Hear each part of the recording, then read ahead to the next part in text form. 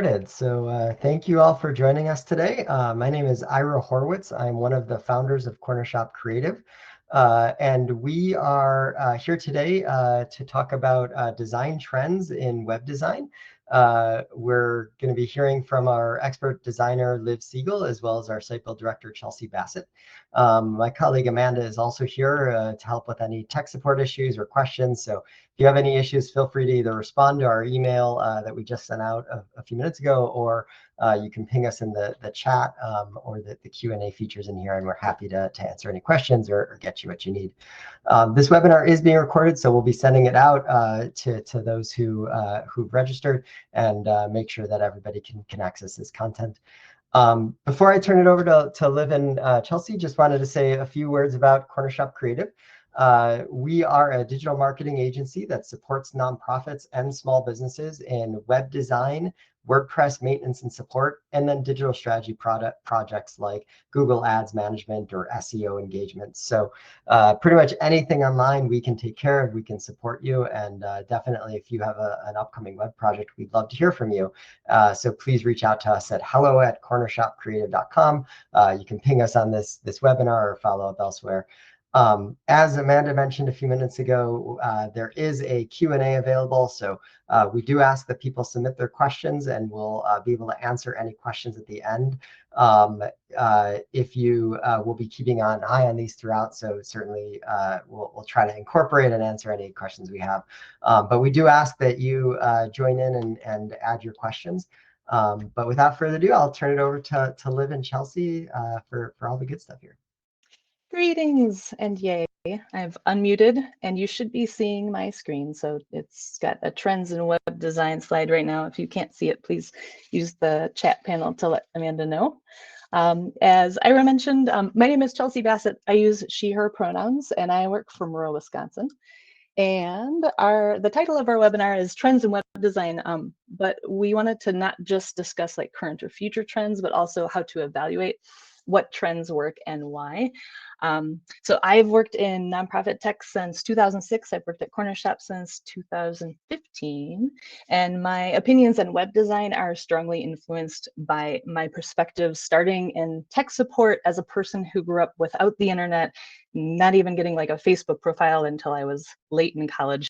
And I've helped a lot of people hate the internet less by completely understanding why they find it so confusing.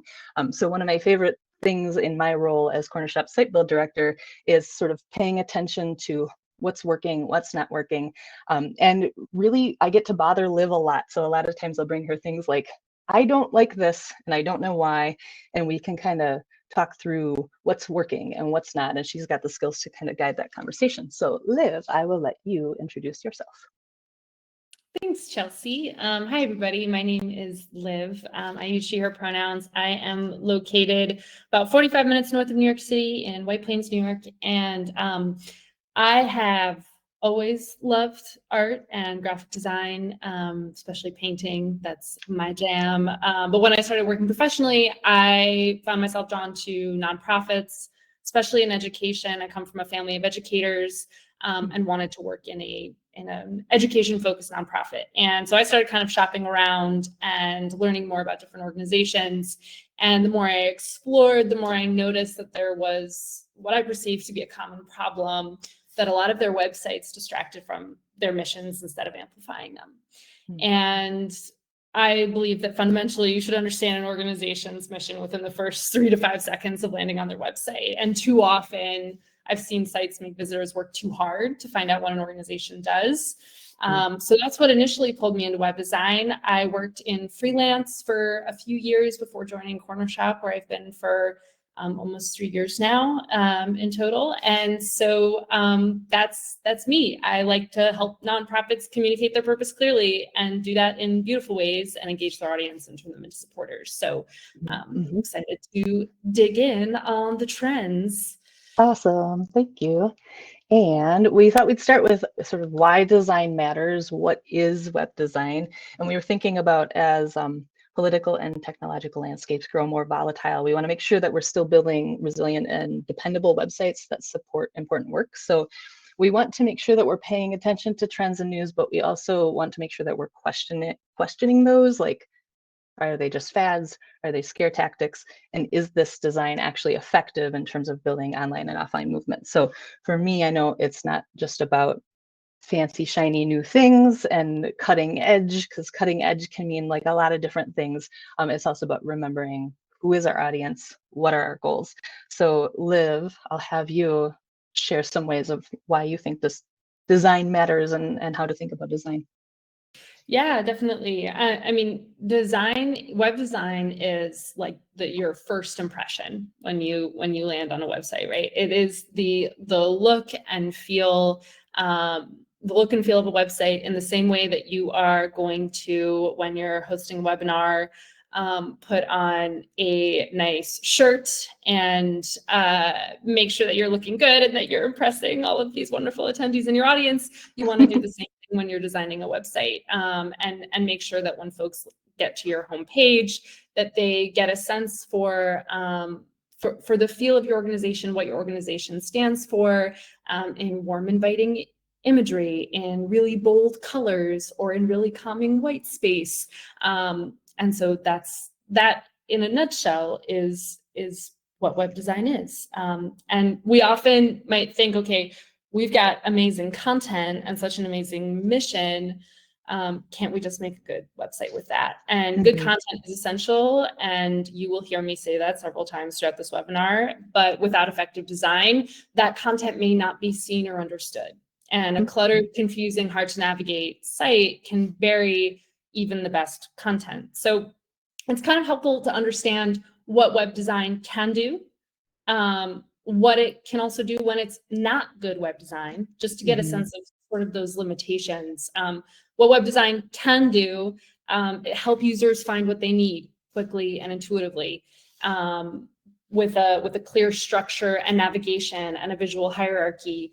Give users a sense of brand identity, ensure consistency in messaging, but then also in colors, in fonts, in visuals, in icons, make interactions smooth, accessible. And that's usually what we will call in our lingo UX, but it's really just how is someone experiencing this website?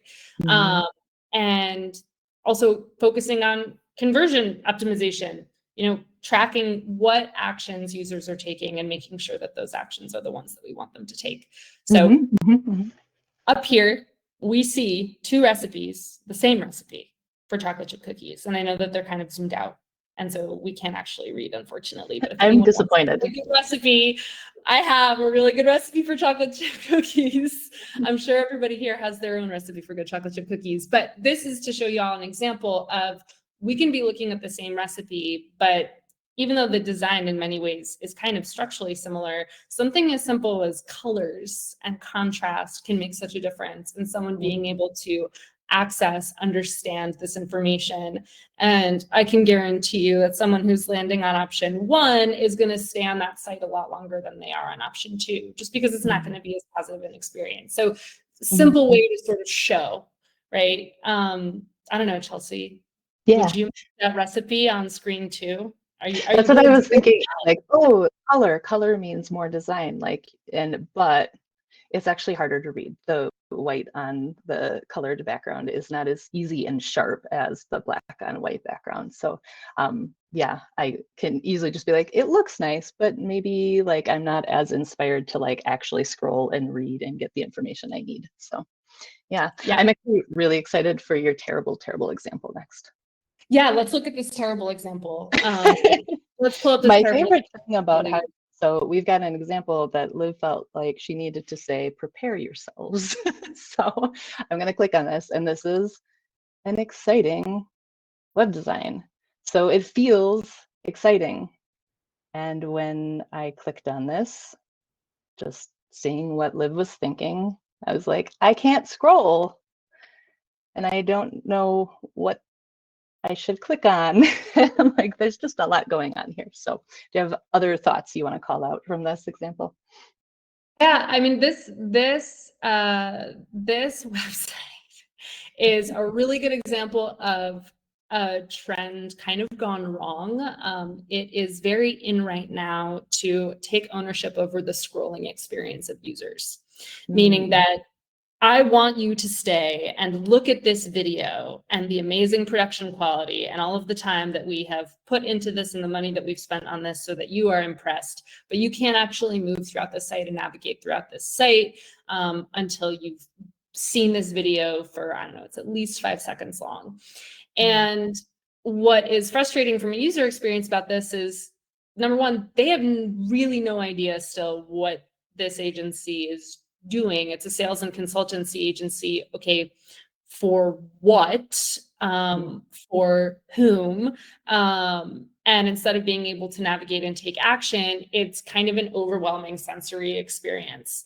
That is why I clicked off, because I was like, yeah, you have to. I mean, yeah, we'll never get through the rest of this webinar if we continue watching the video, right? So that's just an example of, like, this is a trend that's been applied and doesn't really work. You can also see, like, right here, this is a great example, Chelsea. Like, this is another trend, all caps text. I don't know why these guys are so angry. Yes, yeah, it's hard to read. Yes, but it is hard to read. Mm-hmm. And I know there are actual studies of, like, using title case and proper sentence casing in your content helps people be able to read and understand what they're reading. If it's all in caps, like, a lot of folks actually just can't process this like you want them to. So if you have something important to say, you want to pay attention to, like, the fonts that you're using, the space that you're giving, like, obviously the words, but also, are those words presented in a way that you want to read them? Or are they kind of blinding you to actually being able to read them? So, yeah. Exactly. Okay, this will be the worst out of all of the examples that we're That's what I was like, can I click away from this site? Get out of this site. We don't want to be in the fields anymore. There we go.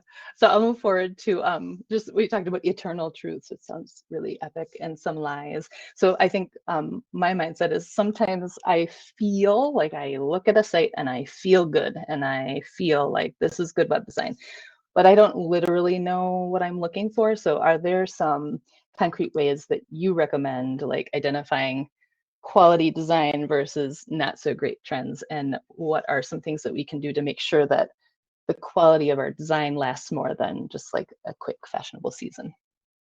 Yeah, absolutely. So we'll get into kind of the qualitative and then quantitative parts of evaluating what is good web design. We'll start with the qualitative, which usually comes down to, do I feel comfortable here? And comfort is, do I know what's going on? Do I know where I am? Do I feel good? Right. So I do kind of like to compare web design trends with fashion trends. I think that we have some good examples up here. I'm hoping that this isn't as intuitive to folks in the audience as it is to me, and that it's not super cheesy, but also we're cheese at Corner Shop, so that's okay. Yes. These examples are just kind of quick representations of what trends do we hope are here to stay.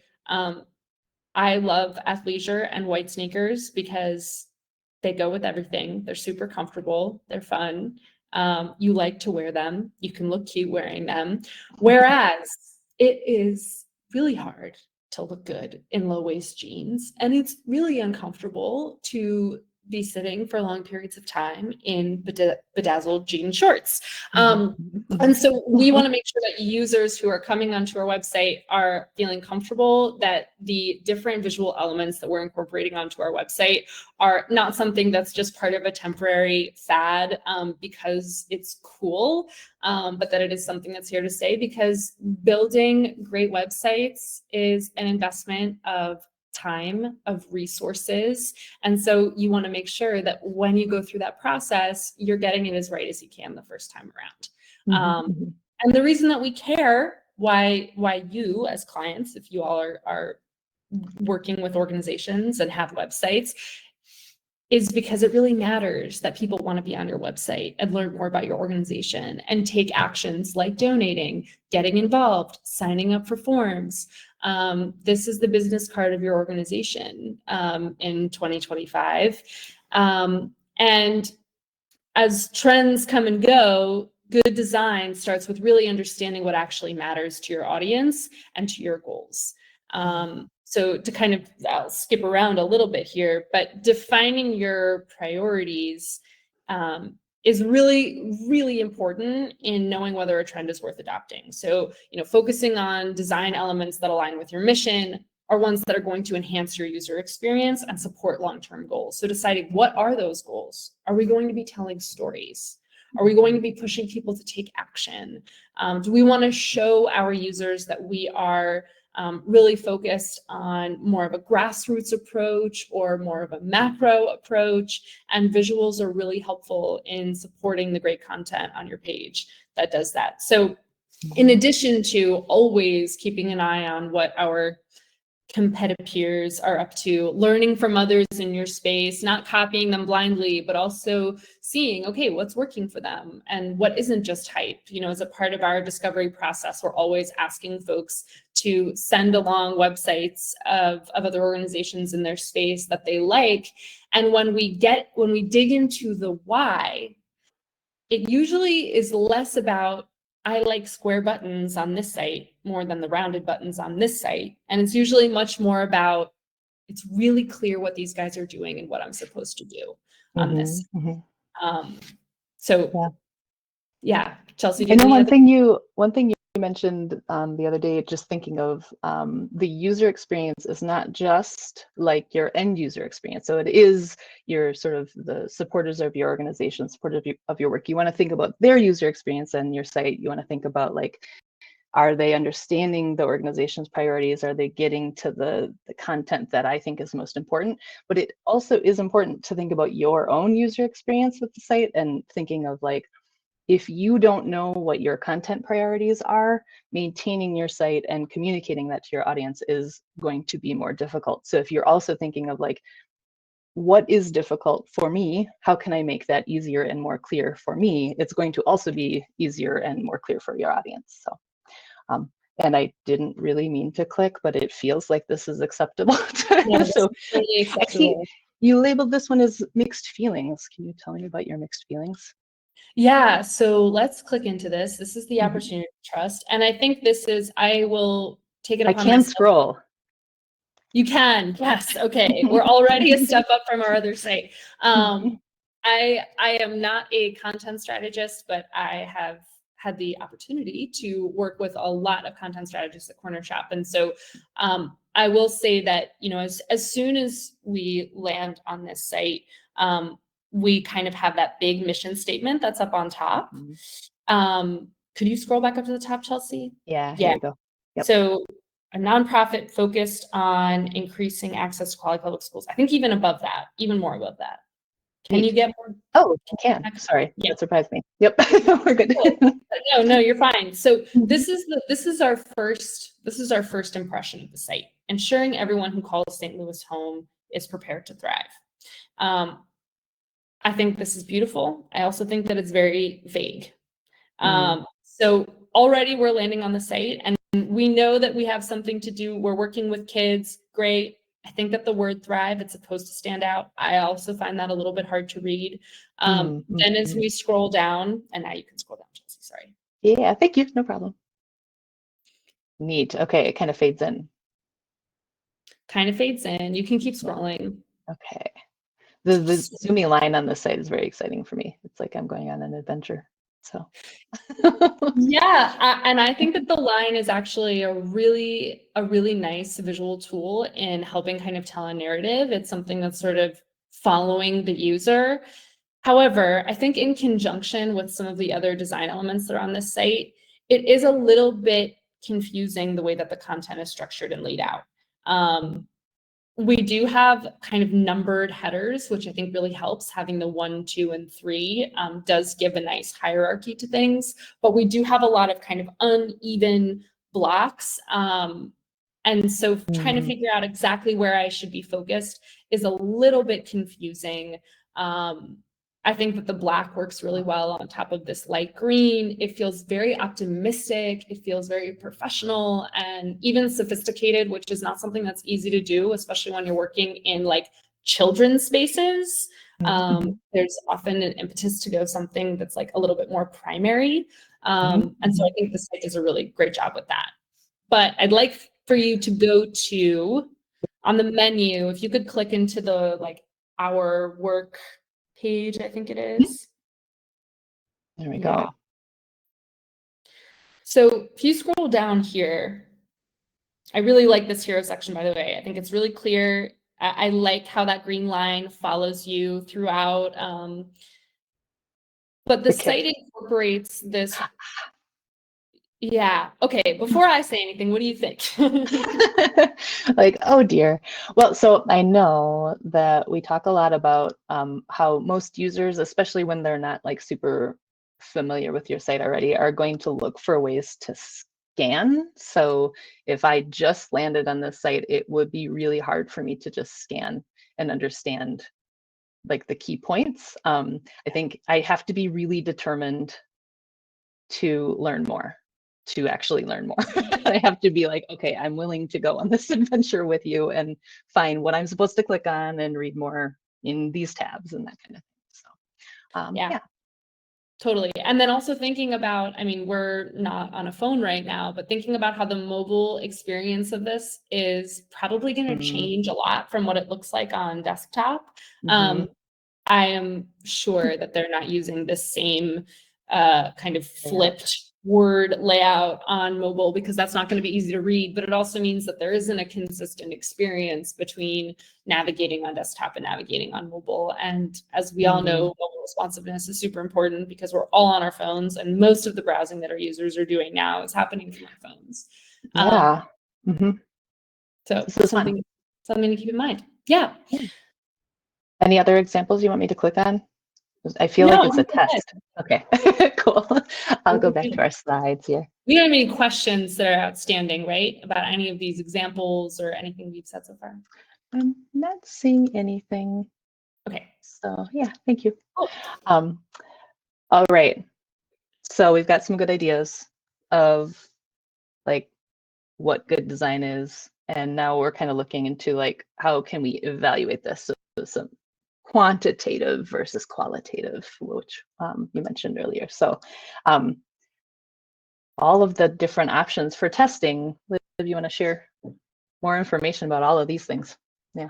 Sure. Yeah, definitely. As a liberal arts kid, an artsy liberal arts kid, I always hate getting to the slide that's about quantitative stuff, but it's so important. And figuring out how web design kind of comes into the quantitative, let's put numbers to whether or not this is working, is really, really important. It's always working in conjunction with content, but there are ways to specifically test certain design elements on a page.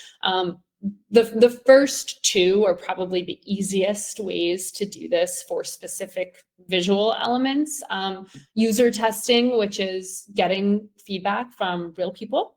Watching users interact with your site can help you identify pain points that may not even be obvious to your designers. This is something that ChatGPT is not yet doing as well as real humans can. So getting feedback, in my freelance days, I was working independently, and so I didn't have the resources of having a full kind of study group, test group, and I went to Reddit. And there are a lot of Reddit threads, and there are other groups on Facebook of different people who are like, hey, I just developed this website. Can you all take a look? Can you let me know? And you can also, find folks who are willing to do that kind of on the cheap on Upwork. They'll give you their, feedback on the experience of being on the site, of using specific pages, filling out specific forms, etc.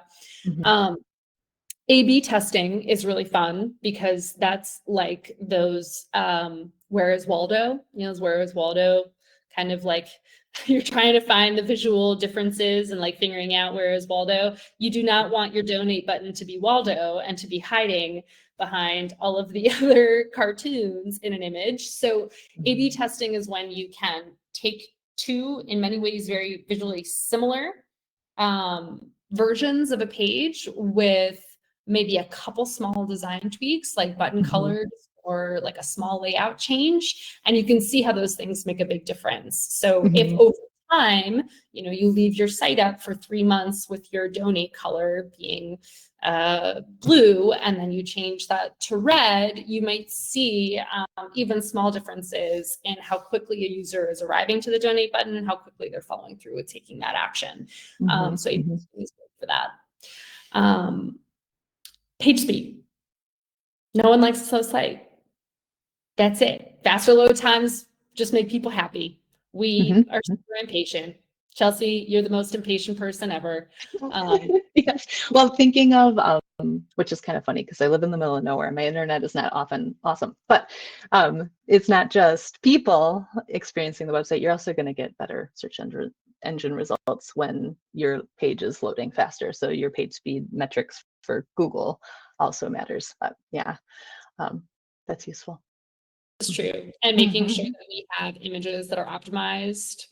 That's like one really easy way that, if a designer can give you assets that are not taking up a bunch of space and like dragging down your site speed, that's one example of where web design can be really important there. Looking at, conversion rate and bounce rate, how many visitors are taking the actions that you want them to, whether that's donating, signing up, making a purchase, or how many people are coming to your site and then leaving immediately. So that's your bounce rate. These are two items that are really taken in conjunction with both the content and functionality of your site, but design is a huge part of that. And so these metrics can be used to evaluate your site as a whole, and then using user testing, A/B testing, you can get a sense of how design is playing a role in a low conversion rate or a high bounce rate. Accessibility scores. This is so important, and this is Chelsea's favorite thing. It is, yes. Yeah, I mean, I can really just say, a beautiful site means nothing. It's useless if people can't use it. So checking accessibility means that everyone, including those with disabilities, including those who are using screen readers, can navigate your site. And we all want bigger audiences. So yes, that's I had a few comments on this one because I know we were talking, you mentioned Reddit for like user testing examples.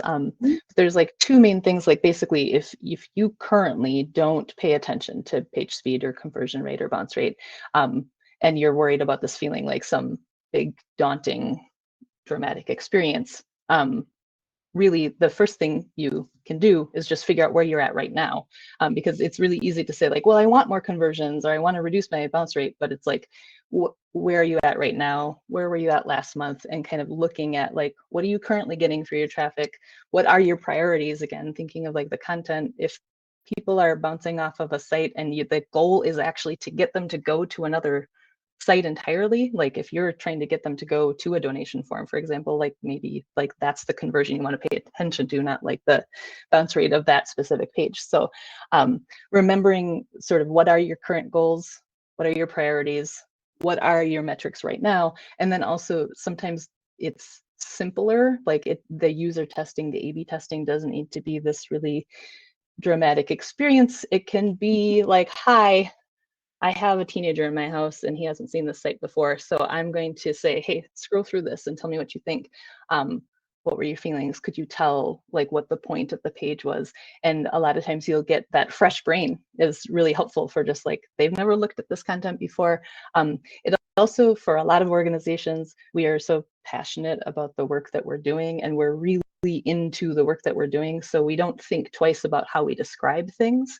If you have a brand new site visitor and they have no idea what you do, or they only have like an inkling, like remembering that audience and kind of running this by like friends who maybe are less familiar with your mission or the work that you do, to make sure that they understand like, where do you think you should click next? Does my explanation of this program actually make sense to you? So, and I know we've got an example, just page speed testing. This is another thing that's just super easy if you go to, so pagespeed.web.dev, if you're not already familiar. This is a tool from Google that just scans your site and gives you performance diagnoses. And we run this pretty regularly throughout the builds process. So right now I'm actually scanning one of the sites that we're working with as an adoptive parent. and a person from Wisconsin. This organization is awesome. It's the the Coalition for Children, Youth, and Families, and it's a Wisconsin-based organization.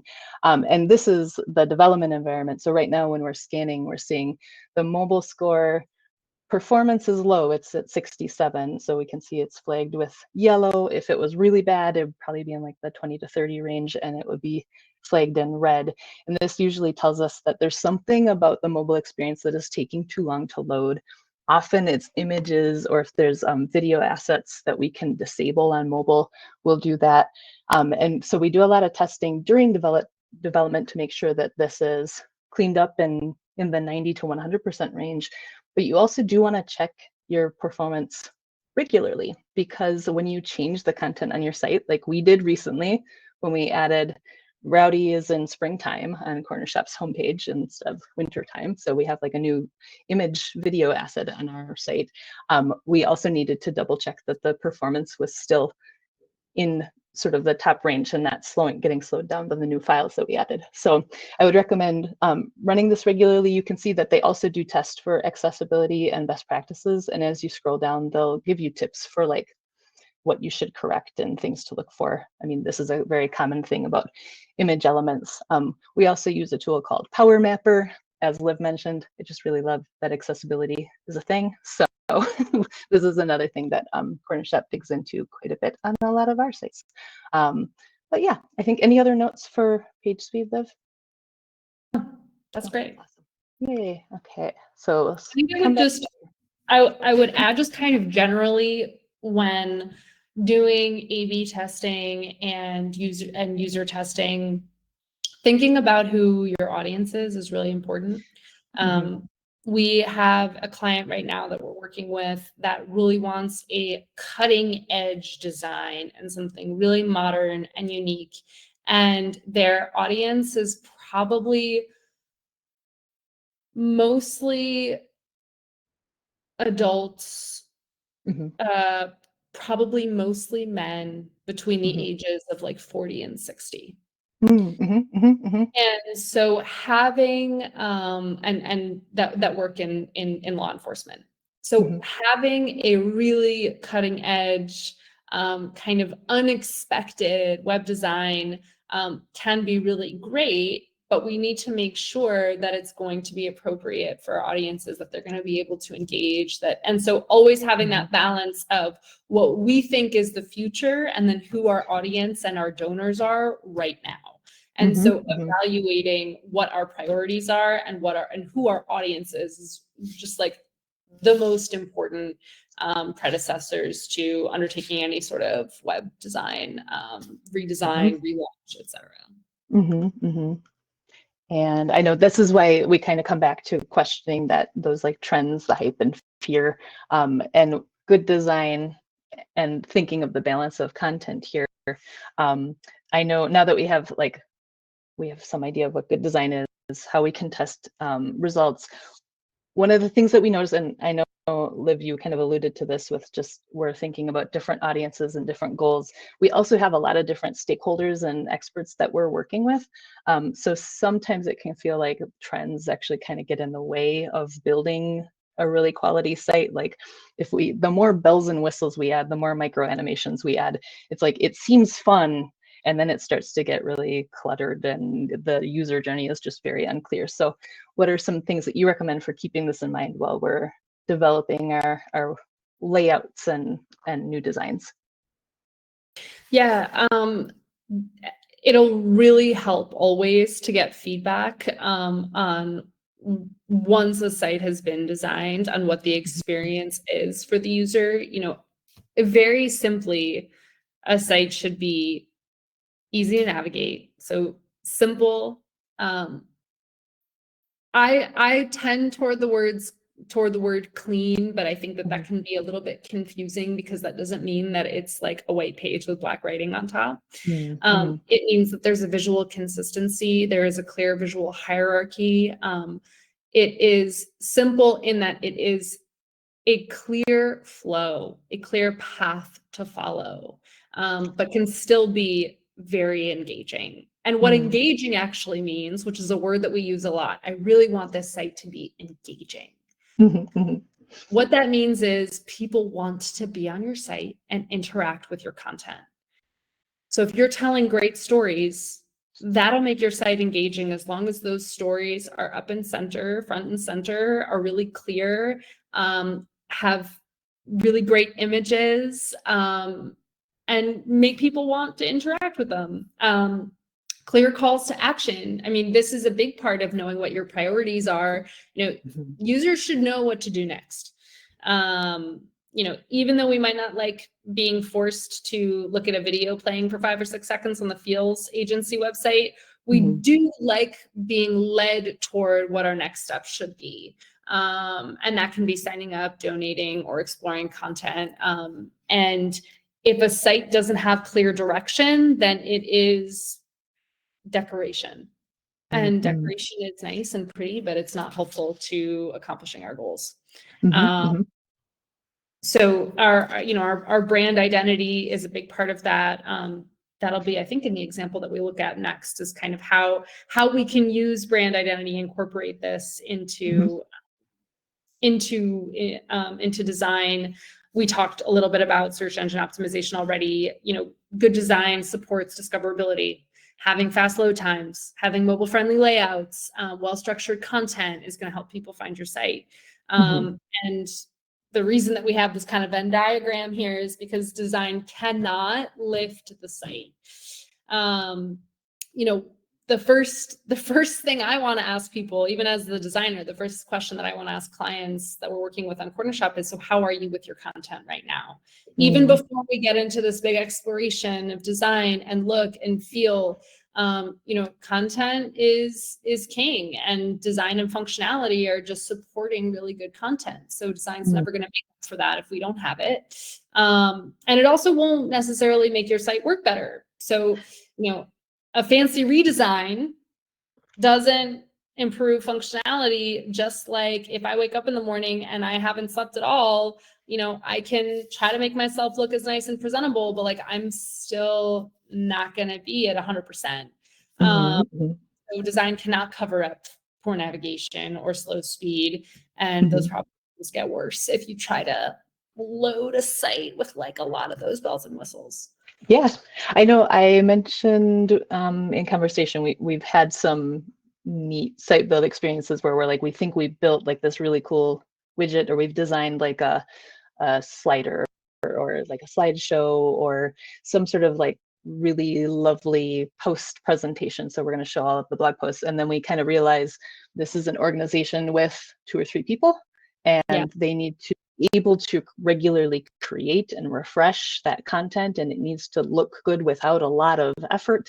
So keeping in mind, what resources do you have to maintain that content, refresh that content, and do you have an image library or a plan for how you're going to get new images to keep things looking fresh? And sometimes we realize we built this really lovely layout, and we actually just needed really lovely 3 paragraphs and make those 3 paragraphs look as good as possible. So so I'll move to the example here. We love, so this one's safe. I don't have to be alarmed of. Yay. Nice. Brand. This is brand identity you mentioned.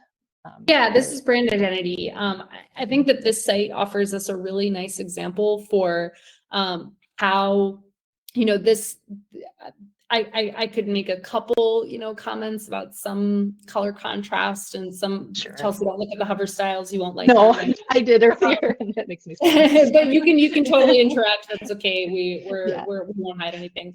But I really like how this site uses shapes and consistent imagery. It's a very optimistic and exciting. It's both welcoming and bold. I think that they do a really good job incorporating their brand identity throughout the site. So this is an example. You can navigate around if you want a little bit, and just kind of show how they're using these shapes, how they're using, very consistent with their color usage, with their primaries, with their primary colors. It's very clear. There's a lot of white space. And very clear, like the calls to action are like, this is, why would I click on this? I'm clicking on this for these reasons. It's like thinking of, you talked about content hierarchy earlier, like the content is organized in a way where I'm skimming as I go down and I'm understanding like why it's in this order, why this button is here. And to just show, when I hover over these buttons, I can tell that they are moving slightly, but there's not a strong enough contrast in the hover style. So it makes me sad because I want it to be a stronger contrast for people who have vision challenges. So it's like really clear, this is something you can click on. So yeah. And I do like just some of the elements, like the waves. It's unique to their brand, is distinct from if I were to go to a similar site. It's these like little elements that are sort of distinct to them. They're not like, they don't distract. And it's not like this big, bold, like fashion statement, but it's like, oh, this is part of like your branding and the feeling of your design. That is a nice little touch for their work as well. So definitely. And we know exactly what they do within the first 5 seconds. You read this and you understand it. And that's always what we want. Yep. And you can see like there's really clear navigation, and like this is called utility nav. We often refer to this as, so like there's just like key actions up in the utility nav. This is the sort of primary, like they want you to find a family here. So yeah, I will click back to our slides. Yeah. And yay, okay, so I don't think of myself as a trendy person, as you know, Liv. And we talked about my favorite website trend is kind of, it's dumb that it's a trend, but within the past few years, there's been more talk about accessibility. So one of the comments I made was just when we were working on a site with Able Gamers, I thought it was really great to hear how they were thinking, not just about like, does this look cool? Does this move in a neat way? But also like, for all of the different types of users that we have in our audience that comes to the site, is it really easy to navigate, or will it be confusing? So they were looking at things like the labels they were using in their navigation and making sure that each menu they had in their navigation behaved in a similar way. Because if one link opens in a new window and one does not, it needs to be really clear, like why or when that's going to happen, or it's going to confuse their audience. So it's just simple things like making sure that they were setting up a predictable menu structure had a really big impact. And I thought that was awesome. So, but I know we came up with a few more trends. I like, this is Liv's crystal ball. So.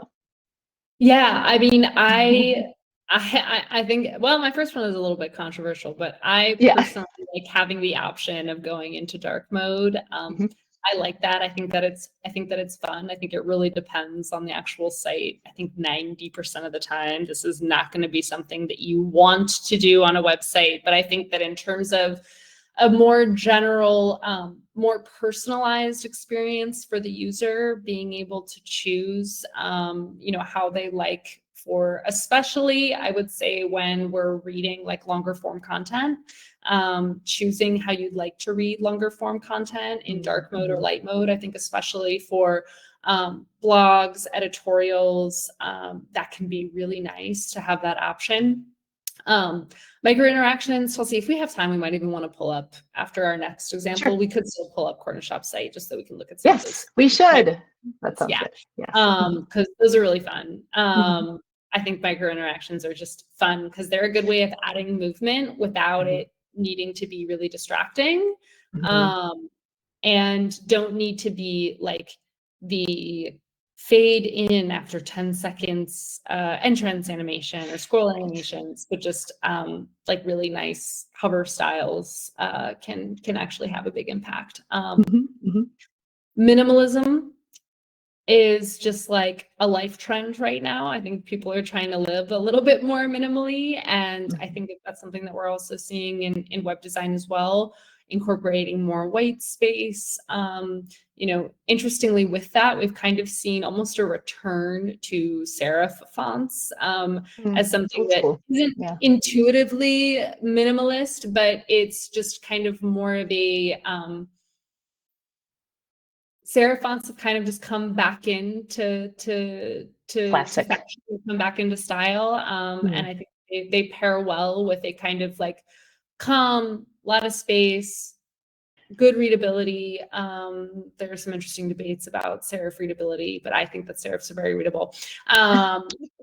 And AI chatbots are usually something that we have kind of been afraid of incorporating onto sites because Robots. nobody likes that experience of being like, I want your help with this. I can help you with these 3 things. No, I want your help with this. And so as AI gets more advanced, those chatbots on websites are going to be a lot more useful in directing users to the information that they need and helping them navigate the site. So there's been a nice evolution there. And then lastly, websites can be more green. Number one, a website itself can be more green because if it's taking if it's taking a long time to load, it's consuming more energy. It's using more energy on the site. So if it's faster, it's using less energy. In addition to that, there are some hosts that are more green and using renewable energy to run their servers than others. And so Corner Shop is proud to be working with Kinsta because Kinsta is one of the I don't know, Ira might have to correct me, but it's in the top 10 of the most green and sustainable web hosts out there, which I think is a trend that should be here to stay and is super important. So yeah, it's awesome. Yeah. So we've got this example, and I know you mentioned, so I the thing that I thought was interesting with Enfund, because I'm familiar, of course, Enfund is a project that we worked on, and Liv did the design, and then I think Bria did all the development. I don't think of it as clean and minimal because it's a jam-packed site. They've got a lot of information and content.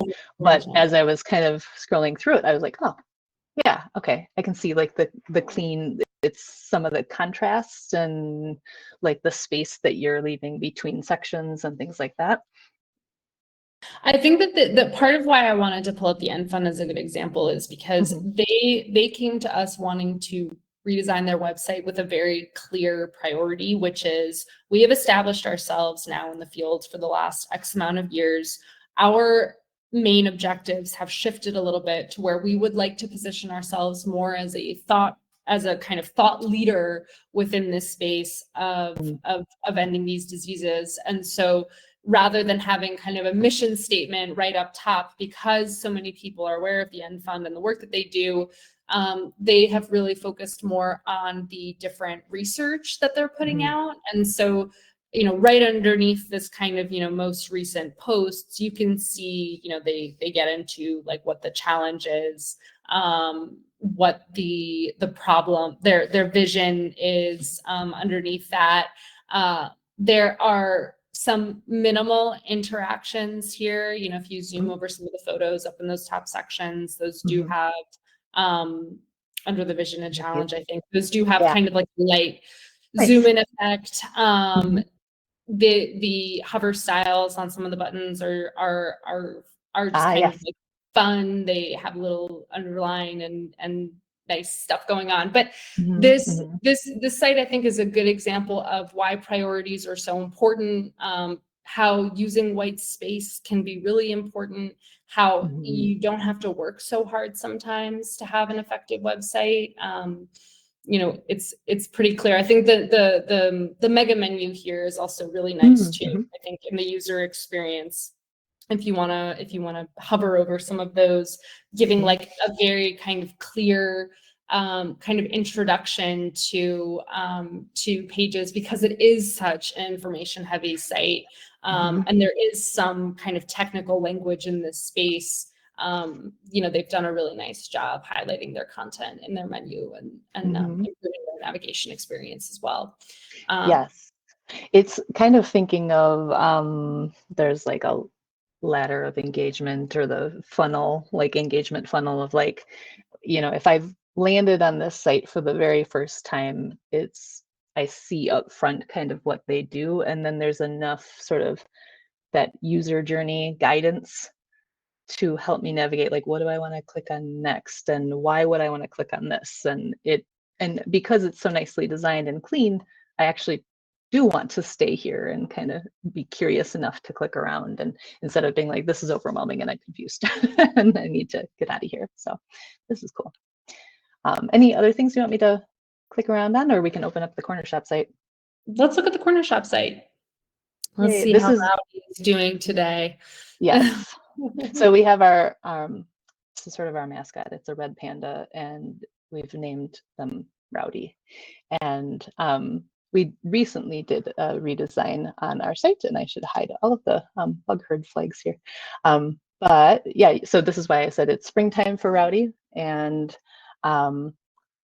there are some other micro animations down here, which are kind of, this is fun. I could hang out here for a moment with Rowdy the Ninja.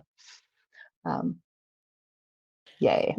The reason that I like this kind of micro interaction is because Mhm. it is user centered. So like the user is hovering on a space, and then that is like that is what is triggering the Rowdy kind of peeking out. And so that's something that the user can decide to do again if they want to, or to not do it again and to continue scrolling, or to just read the information without hovering. And I think that that is the kind of trend that I'm seeing of that sort of, not so much personalization, but the user getting to decide exactly how much of the design they're seeing. I think is a simple and impactful way of having a more personal touch and bringing some fun into the. Yeah, we think of like the element of joy, because I think this is one of those things. I'm definitely the type of person where if I come across this sort of thing on any site and I enjoy it, I'll just kind of keep scrolling for an extra few seconds, because I'm like, oh, this is fun. But the other thing I like about it is it doesn't make me angry. I don't get confused about it being there. I'm not wondering like sometimes when you see like too much animation, it can feel like clutter. It can be distracting or confusing, but this is not distracting or confusing, because I understand that when I hover over this section of content, this is a thing I can click on, and it's interacting in this way because I am hovering over it. So it's like a predictable, clear, it's not like causing confusion for like, wait, why is this happening? You know, did I just get spun around and I don't know where to go next kind of feeling. So yeah, I like micro animations, so that's a fun thing. But now we've reached the questions section here. So hopefully I know we talked about trends in web design, but we talked a lot about like the importance of prioritization of content and thinking about your audience. And hopefully we've helped spark some new ideas for how you can sort of simplify, streamline, reprioritize the work that you do with your organization. I don't see any questions or chats just yet, but Amanda, let me know if you notice otherwise.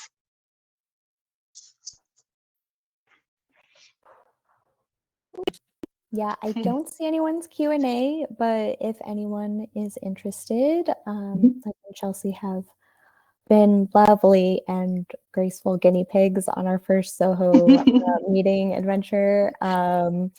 Apologies for technical difficulties. If you've hung in here for the full time as Corner Shop Creative, thank you. You can reach out to us, or we're one big happy family. Yeah. And now you've seen our wonderful new website, and you can play with Rowdy the Ninja and contact us there. If anyone has any questions, let us know. Forever hold your peace. Thank you for joining us. Yes, thank you, everyone. Have a lovely day. Bye, guys. Bye.